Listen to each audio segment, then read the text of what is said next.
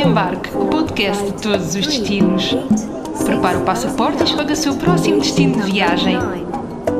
Para ouvir quinzenalmente em nitfm.pt. Bem-vindos a bordo do cartão de embarque, cintos apertados e passaporte no bolso. Desta vez seguimos para a Coreia do Sul.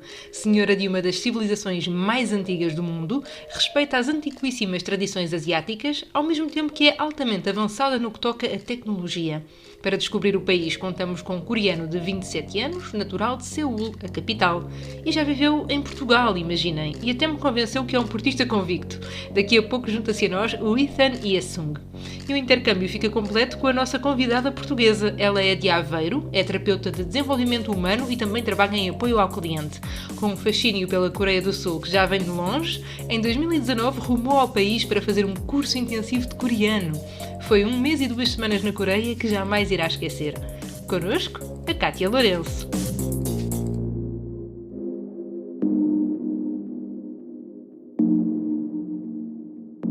Então, a Kátia tem 27 anos, adora viajar, acabou de chegar de Itália há 2 dias.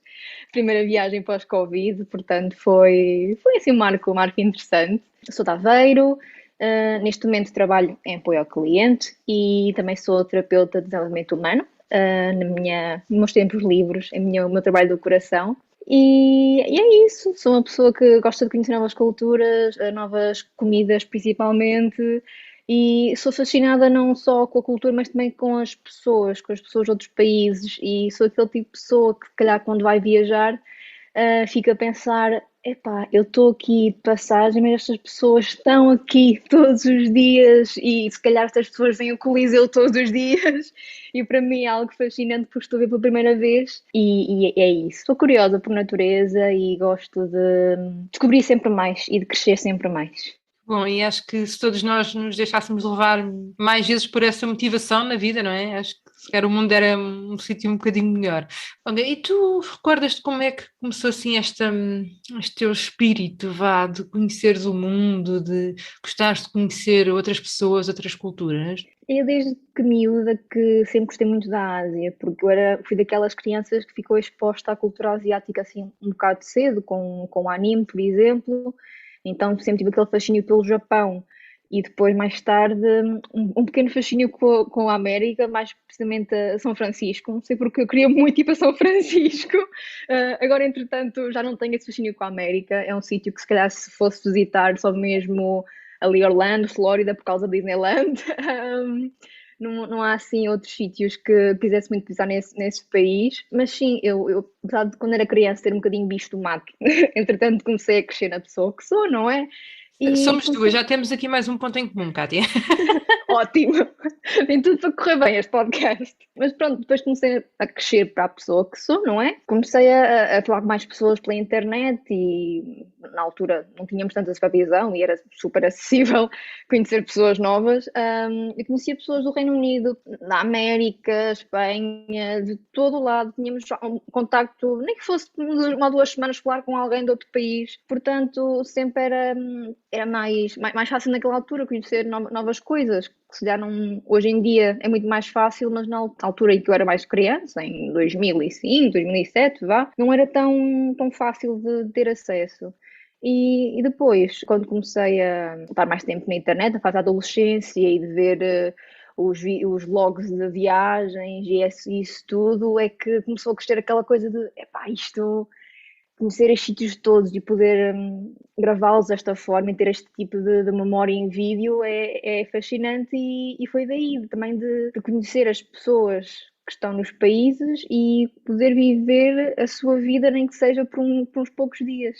E aqui no meio deste quase abertura de janelas, não é, para o mundo e que as nossas gerações, não é, se calhar a partir da nossa geração, uma atrás da nossa, que teve esta grande janela, que tem muita coisa como tudo, de bom e de mau, mas que é a internet. Mas falaste aqui também quase como um fascínio por países asiáticos, falaste aqui também da influência pelo anime, mas como é que foi a Coreia do Sul? Como é que surgiu a Coreia na tua vida? Pronto, eu tive uma fase por volta de 9, 12 anos, por aí, em que eu via muito, muito anime, consumia muito, mas entretanto fui largando um bocado e agora vejo os miúdos que tem esta idade que eu tinha antes a ver anime outra vez e é muito mais socialmente aceite, talvez, porque quando eu dizia aos meus amigos da escola, olha, vejo isto, eles ficavam a olhar para mim do género, tu és estranha, porque eu nunca ouvi falar destas coisas. Entretanto, ainda não tive a oportunidade de visitar o Japão, mas é algo que está nos planos talvez aqui a 1 ou 2 anos. Com o fascínio da Coreia do Sul, começou com algo que se calhar agora está super em voga, não é? Que é o K-pop. Eu comecei a ouvir K-pop em 2012, 2013, tinha 17, 18 anos. Lá está, nessa altura era um fascínio muito romantizado pelo país e pelas pessoas, porque obviamente que as pessoas que estão ali a vender uma imagem, um produto, não são as pessoas que estão na Coreia do Sul, tal como em Portugal não somos todas Danielas Melchior ou Sara Sampaio. Eu fui crescendo com a música e com a comida, com a cultura e tudo, e eventualmente, quando chegou o tempo da viagem, que foi em 2019, já tinha acabado a faculdade, já trabalhava, já não tinha uma visão tão infantil sobre o país e sobre toda a história e cultura. Já tinha uns olhos de pessoa adulta, digamos assim, no auge dos meus 20 e tal anos, não é? Já tinha noção de que se fosse para lá, que as coisas não iam ser como um drama coreano, não iam ser como um filme. Todos os países têm o seu lado negro, todos os países têm coisas, têm escândalos e coisas que são encobertas. É ao ir para lá que nós realmente temos noção dessas coisas e é muito importante. Mas antes de lá irmos, acho que temos de voltar um bocadinho atrás, porque eu Sim. acho que há muita gente que deve estar a ouvir e que deve pensar, mas afinal, o que raio é K-pop? Então, K-pop é um género de música bastante abrangente e basicamente é um produto que é vendido à Coreia, grande exportação, e é um estilo de música que não é só aquilo que se calhar estamos habituados a ver como um bubblegum pop, como a Britney Spears, anos 2000, já não é só isso, é todo um espetáculo. 밤새 모니터에 튀긴 침이 마르기도 전에 강의실로 하천 교수님이 모신 때문에 긴팔 입고 오래 난 시작도 전에 눈을 감았지 날 한심하게 볼 게 뻔하니 이게 더 편해 Seja a caracterização dos membros das bandas, seja a história que a própria banda tem, as músicas, os vídeos, é tudo muito produzido para vender mesmo um produto e vender uma marca. Uma banda chega a ser uma marca. Mas o K-pop basicamente é um estilo de música e é. É assim difícil de explicar assim em palavras, mas É quase um universo, não é? sim, é mesmo.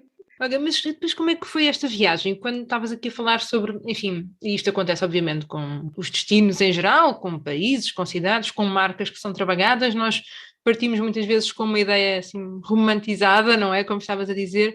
Como é que foi quando chegaste à Coreia? Qual é que foi o impacto?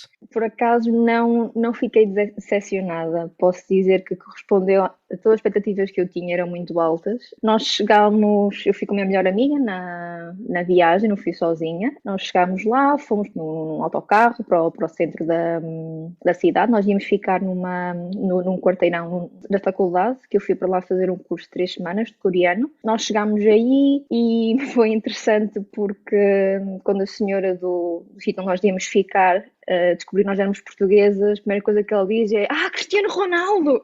E deu-nos um desconto de, acho que foram 3 noites, deu-nos assim um desconto, porque a mulher adorava o Cristiano Ronaldo. E por isso, obrigada Rony, sempre a representar, não é? Sempre a dar boa fama ao povo português. E depois disso, temos um problema com o cartão e tivemos vários problemas com o cartão quando estivemos lá. Parecia que, por causa do fuso horário, que o cartão multibanco não funcionava às vezes. Então, aí quando estávamos a resolver isso, a senhora deixou-nos ir para os quartos à vontade, tomámos um banho, dormimos uma cestita, porque ainda foi um voo bastante longo. Nós saímos de Portugal às 6 da manhã, tivemos uma escala em Frankfurt ainda de 7 horas, depois ainda foram mais 11 horas para chegar até à Coreia seguidas. Portanto, para mim foi um dia muito, muito longo. E depois disso fomos a um dos bairros mais famosos em Seul, que é o bairro Myeongdong, que é um bairro muito, muito comercial, onde há imensas lojas, imensas barraquinhas de comida. Eu gosto de dizer, este momento, se eu pudesse produzir o feitiço do Expecto Patronum, do Harry Potter, este seria o meu momento feliz, porque está para sempre gravado na minha memória eu sair do metro e ver as luzes de um lado ao outro da rua e ouvir as vozes e as pessoas de um lado para o outro e a comida e os cheiros. Ainda fico emocionada a falar disto, porque foi mesmo um momento de uau, eu estou aqui. depois de tanto tempo a idealizar o momento, foi mesmo um momento muito feliz e não digo um momento alto, mas foi o que mais me marcou daquela viagem, porque ainda hoje consigo relembrar perfeitamente a emoção que senti. E, portanto, felizmente, apesar de eu ter expectativas muito altas, ainda assim toda a viagem conseguiu superar ainda do que eu estava à espera. Não há nada melhor do que quando, ainda por cima, passados já alguns anos, não é? Uma viagem nos faz recordar sentimentos tão bons, e que nós sentimos na tua voz. E acho que não há nada melhor do que isso. Mas tu estavas-nos a contar que foram 3 semanas na Coreia a tirar um curso de coreano, certo? Sim, eu estive lá um mês e uma semana, um mês e 2 semanas mais ou menos, e dessas 5, 6 semanas, 3 delas foram tirar um curso intensivo de coreano. Tirei na Seoul National University, que é uma das mais universidades do renome da Coreia, uma das 3, e é fantástico porque as línguas asiáticas são talvez das línguas mais difíceis de aprender se não tivermos ninguém com quem praticar. E foi fantástico, ao fim de uma semana, nós éramos uma turma bastante pequena, de 10 pessoas. Algumas delas tínhamos pessoas da China, do Japão, pessoas da América que estavam a trabalhar já na Coreia, e era fantástico que ao fim de uma semana nós já conseguíamos falar no nível básico, perguntar uns aos outros: olha, onde é que queres ir comer? Olha, vais sair hoje?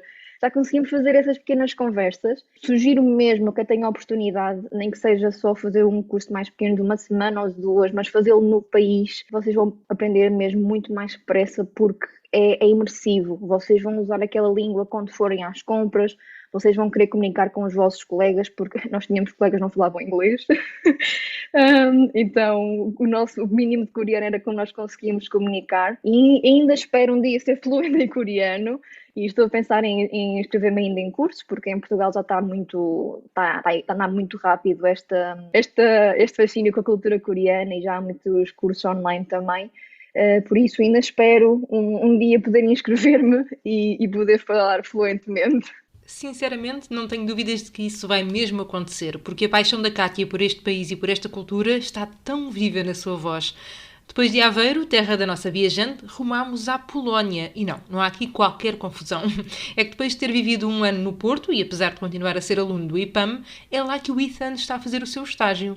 E quando lhe perguntei quais foram as principais diferenças que sentiu entre Portugal e a Coreia, não teve dúvidas. A pontualidade, ou a falta dela, e o facto de os portugueses serem, digamos, bastante dados ao contacto físico. Pelo menos mais do que a sociedade coreana, que é profundamente competitiva e focada no trabalho. I almost forgot Portuguese because I didn't use it for a long time. So my name is Ethan and I'm 27 years old. I'm Korean and I'm still a student of Porto IPAM, and this is my last semester. However, I'm doing my internship in Poland, but yes, I was enjoying my life in Porto for 1 year, but however, unfortunately, COVID happened, so I needed to go back to Korea. But yeah, that's I would say, basic information. And how did you end up in Porto? Why Porto and Portugal? Yeah, so basically I was working in Ireland, in Dublin. So, I'm from Korea, and, it's hard I was thinking in my life, if I will not travel many European countries for now. In the future, I'm pretty sure that it will be hard to travel around because it's a totally different continent. At first, I was traveling other countries at the same time. At the almost end of my journey, I was traveling Porto. And I still remember, I really liked the view of, sorry for my poor pronunciation, Jardim do Moro. So I was like, I really like the view. I really like the wine. I really like the people, how they vibe. Yeah, why not? Maybe if there is any English, if I can study in English in Porto, maybe I will give it a try. So I went back to Korea after the travel, and then I was doing researching, and I realized that there are 2 options, and then I was applying 2 schools, and I got in one, IPAM, and yes, that's how I started my degree, I would say. What were the main differences that you found in Portugal and Portuguese people from your country? I know you were already used to travel, and to get to know other people, other culture, but still, What were the main issues? Were there any struggles? It was really culture shock that I think, in my opinion, it's just my personal opinion, so don't take it too serious. But in Korea, when you have, meeting or time schedule, time management skill is important. So even if people will be late, it will be like 5 minutes, 10 minutes late. And I still remember we were having like a class dinner all together in Porto, and we are like, yeah, let's meet up at 8 maybe. And I was there 8, and some of our like Erasmus classmates were around the time 5 minutes late, and all of my Portuguese friends came after an hour. And I thought it's a joke, but I realized that this is pretty normal in Portugal. I think that was the most interesting difference. And also in Korea, I don't know why, but I think because of our culture, we have, especially to opposite gender, if I'm a guy to a girl to guy, we do not have like a physical touch, hug, kisses. But in Portugal, it was my first time to learn how to hug people properly. People are really chill, relax, and they want to hug, they want kisses. They are really touchy people, I would say. That's the biggest differences between like what I feel between Korean people and Portuguese people, I would say. About being late all the time, I'm so sorry. Shame No, on us. no.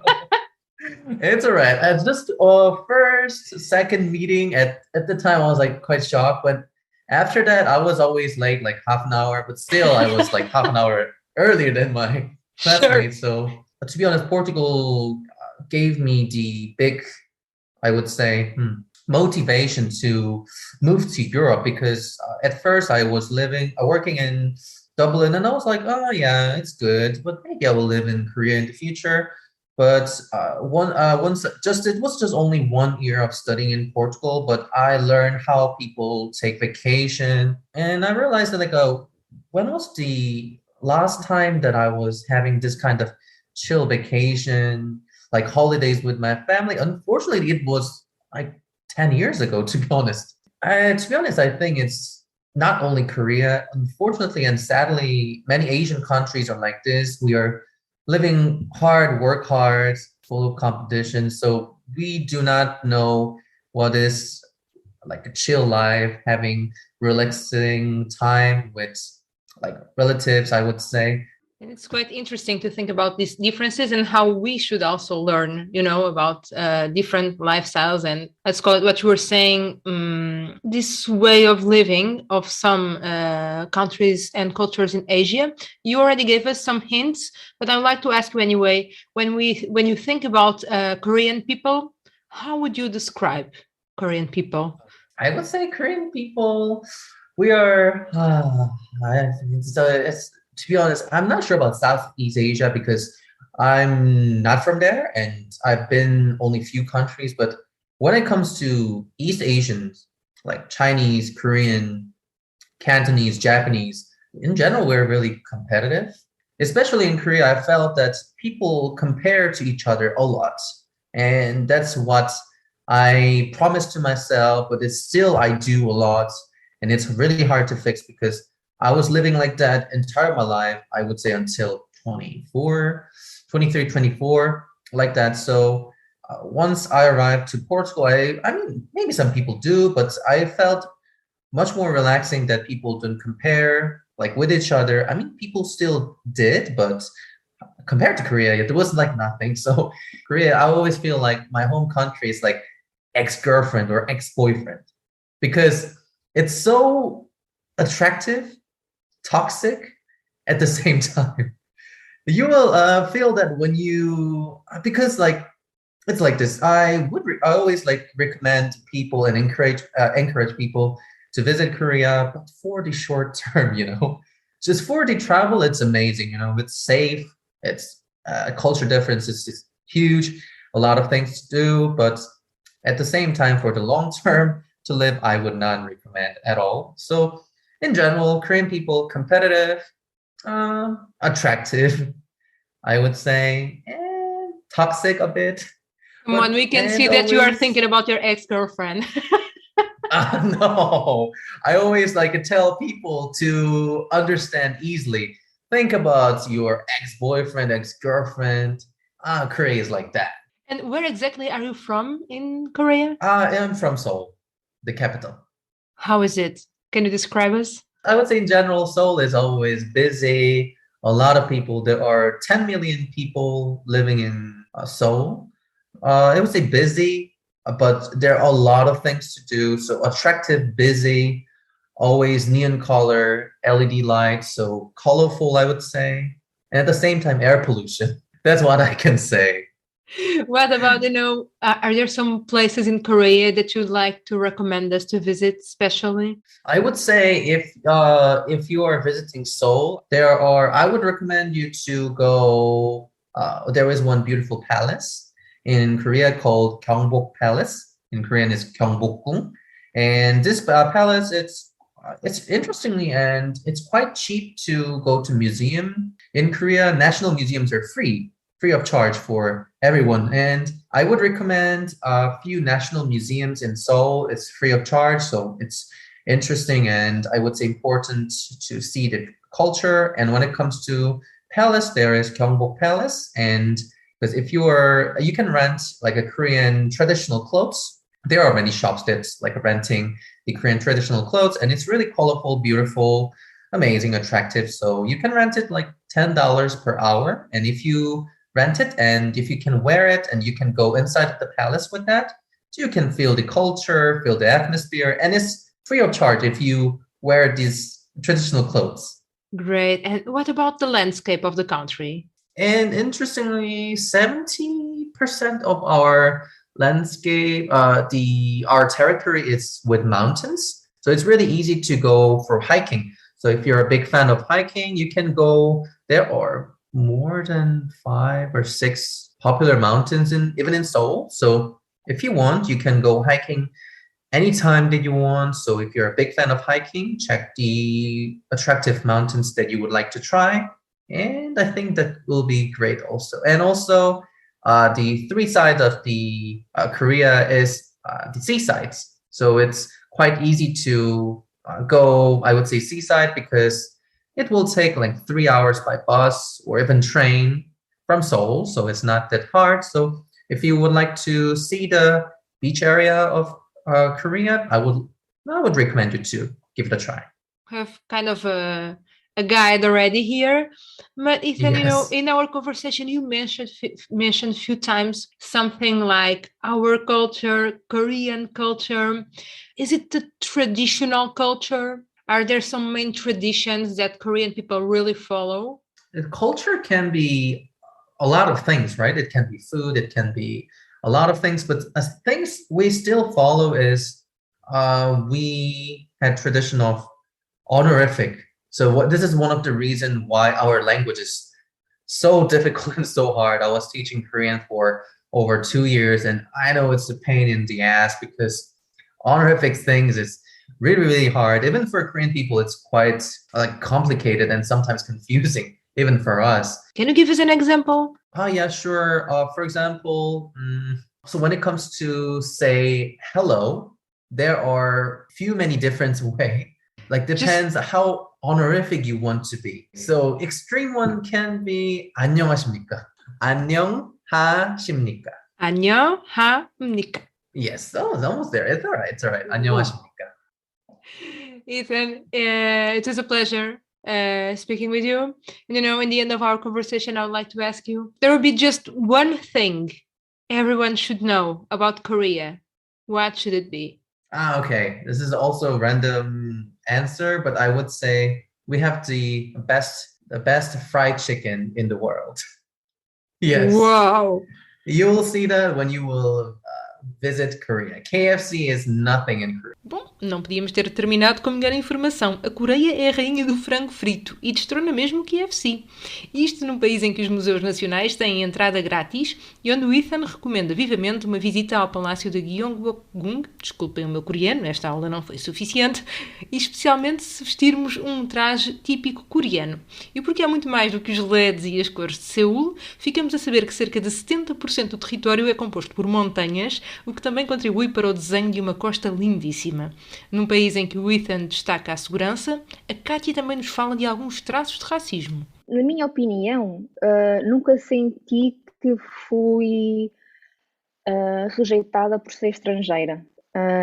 Mas também eu sou uma pessoa, sou caucasiana, sou europeia, sou branca, portanto há opiniões de pessoas de raça negra ou qualquer outro tipo de raça que a cor não seja tão igual, digamos assim, que não têm a mesma opinião. Mas nunca senti que fui rejeitada ou que as pessoas não quisessem comunicar comigo e, aliás, até em zonas um bocadinho não tão turísticas, uma altura estávamos a pedir uma sobremesa, uma panqueca, que é as hot dog, e a senhora estava a perguntar, então vocês são de onde e estão aqui a fazer o quê? Portanto, ainda há uma curiosidade de algumas pessoas para saber onde é que os estrangeiros são, porque não há muitos estrangeiros lá. E até a comunidade portuguesa, há uns anos atrás, ainda era 200 e tal pessoas, mas não é normal ver muitos estrangeiros por lá.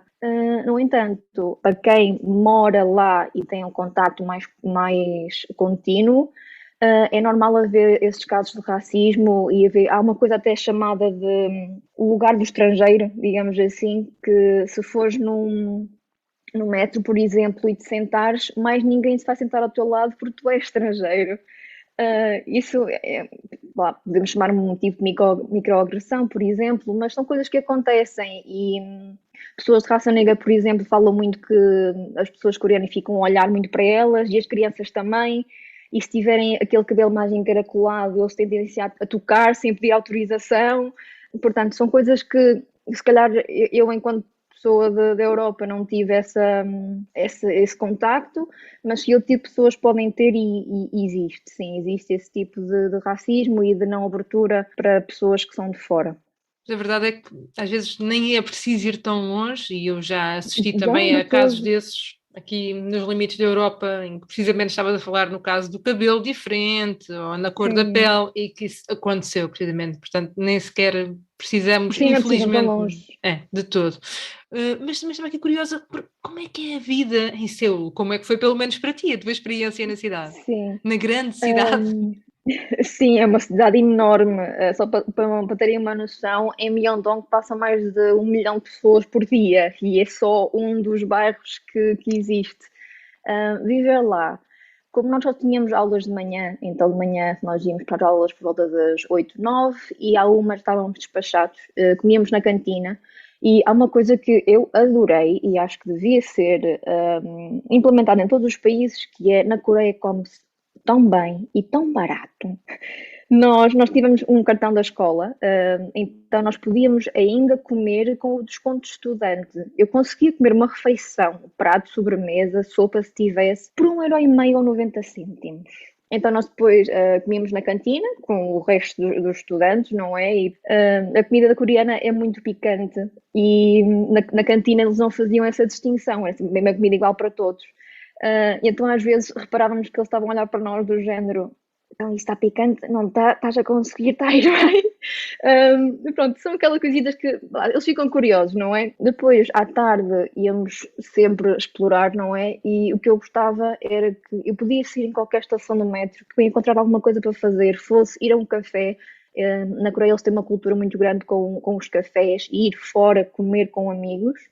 Sempre muito, muito locais de cultura e uma coisa que me fascinava imenso é que eles têm, aquilo é uma metrópole, uma cidade gigante, no entanto, os locais como os templos, eles têm muitos templos dentro da cidade, ainda são assim um bocado grandes em termos de dimensão, costumam ter também uma parte mais de natureza, florestal à volta do templo, por exemplo. E parece que assim que se entra dentro do templo, que não existe mais nada, não existe cidade. Eu visitei um templo budista lá e parecia que eu tinha sido transportada para outro sítio qualquer da Coreia, que não fosse Seul, porque fica mesmo imersivo, parece nem sequer o barulho dos carros. E adorei muito essa dualidade de no momento tu estares num shopping gigante com não sei quantos andares e no outro momento estares num templo e conseguires ouvir os monges a cantar dentro do templo. É brutal, adorei. De resto, aquelas coisas banais como ir às compras, claro, como estou num país que sempre adorei visitar, ir às compras também é uma aventura e tentar ler o que é a comida e o que é isto e descobrir comidas novas. Ok, eu pensando aqui nestes sítios todos, não é? Que parecia que existiam sempre sítios novos onde saísses para descobrir, para passar, para visitar. E pensando também aqui um bocadinho na perspectiva de quem um dia poderá vir a visitar o país e Seul. Quais é que são aqueles sítios que tu achas que devíamos mesmo visitar ou que se calhar gostaste tu também especialmente de lá estar e que deixaram assim com esse brilhozinho nos olhos? Então, o primeiro que me estou a lembrar é o Gyeongbokgung Palace, que é um dos palácios mais conhecidos, que fica em Gwanghwamun, porque aí vocês, além de estarem dentro de um dos maiores templos, maiores áreas que existem, e depois tem várias áreas lá dentro, seja dos aposentos da rainha, das concubinas, por exemplo, também tem uma mini parte com museu, mas acho que não cheguei a visitar. Vocês também podem alugar um dos trajes típicos, que é o hanbok, e andar como se fossem uma princesa ou uma ajudante princesa dentro do palácio e é fantástico e eu adorei. Ainda hoje adoro a minha vestimenta de rainha. Outro sítio que também é imprescindível visitar é Namsan Tower, que é uma das torres mais altas na Coreia. É uma viagem um bocadinho complicada porque o autocarro vai até meio. Depois a gente tem que subir todo o resto. Temos que subir todo o resto, mas faz bem. Os coreanos, uma coisa que eles adoram é subir coisas. Ao domingo de manhã era ver grupos de pessoas com mais de 70 anos a subir o monte e eu só de subir a rua não conseguia respirar mais. Mas eles iam todos contentes, lá com as mochilas cheias de coisas, eles iam todos contentes. Uma coisa para mim foi imprescindível, foi visitar um museu de uma das maiores companhias de K-pop que existe na Coreia, que é a Seven Entertainment. Para mim isso foi imprescindível, porque os meus cantores preferidos são quase todos de lá. E depois aquilo tem várias salas e com cada banda tem o seu sítio e não se pode tocar nas roupas, mas eu toquei na mesma, que eu sou rebelde. Sim, e ao lado desse museu também tem um grande shopping que é o COEX, que eu perdia-me constantemente lá dentro. É nesse shopping, no COEX, também tem uma biblioteca enorme. Eu nem vos sei dizer o tamanho das prateleiras, porque, epá, imaginem um shopping tipo, sei lá, o Norte Shopping com Colombo, muito alto e coberto de livros. Há um sítio que é o Trikai Museum. É super engraçado porque é como se fosse um museu interativo, todo baseado em ilusões de ótica. Também nesse sítio tem o Love Museum, que é assim um bocadinho mais para maiores de 18. Eu não cheguei a visitar, mas também é giro. E depois lá está, temos os vários bairros. Temos Hongdae, que é um sítio mais para ir sair à noite, mas também tem várias lojas, um sítio mais de malta jovem. Tem arcades como tem no Japão, daquelas de 2 andares cheias de máquinas de jogos, também tem imenso disso. Em Myeongdong é um sítio ótimo para ir fazer compras e para comer. Um sítio também mais de parte cultural. Há uma zona que é um bocadinho mais, não tão metrópole, ainda conserva um bocadinho daquela parte da Coreia Antiga, que é a Hanok Village. É um dos sítios mais publicitados também, porque há uma rua específica em que se vocês forem lá são só pessoas a tirar fotografias, porque a rua é assim a descer e tem as Hanok, que são as casas tradicionais coreanas, assim de cada lado. E ao fundo vocês conseguem ver depois a cidade e a Namsan Tower no fundo, portanto a imagem em si é mesmo muito bonita, é perfeito para tirar fotos também. Por isso, a sério, Seul é daquelas cidades onde saias onde saís, mesmo que não encontres aquilo que tu queres, tu vais ter uma experiência memorável na mesma. Para quem nos está a ouvir e ainda possa ter alguma dúvida sobre vir a viajar, a visitar a Coreia do Sul, o que é que tu tens a dizer? Para mim não há dúvidas. Se vocês anseiam em conhecer a Coreia, e não só Seul, conhecer Busan, por exemplo, ou em conhecer Jeju, que eu digo que Jeju é equivalente aos Açores, à Madeira de Portugal, epá, façam-no. É um país fantástico, a cultura é fantástica, a comida nem se fala e come-se tão bem e tão barato. Apesar de tudo, vão com uma mente aberta também para novas experiências, mas acreditem que é um país espetacular. E que privilégio poder conversar com alguém que é capaz de partilhar connosco uma experiência transformadora, como a Kátia teve. Obrigada por isso. E obrigada também ao Ethan, que não quis terminar sem me dizer que foi alvo de uma lavagem cerebral, e aqui estou a citar, pelos seus amigos do Porto. So I prefer Fino than Imperial. My heart is always the blue, and my favorite Portuguese cuisine, it's hard to choose, but francesinha and Alves de Marisco. Portanto, sai um fino e uma francesinha para um coreano de coração azul e branco. Quanto a nós, até ao próximo destino.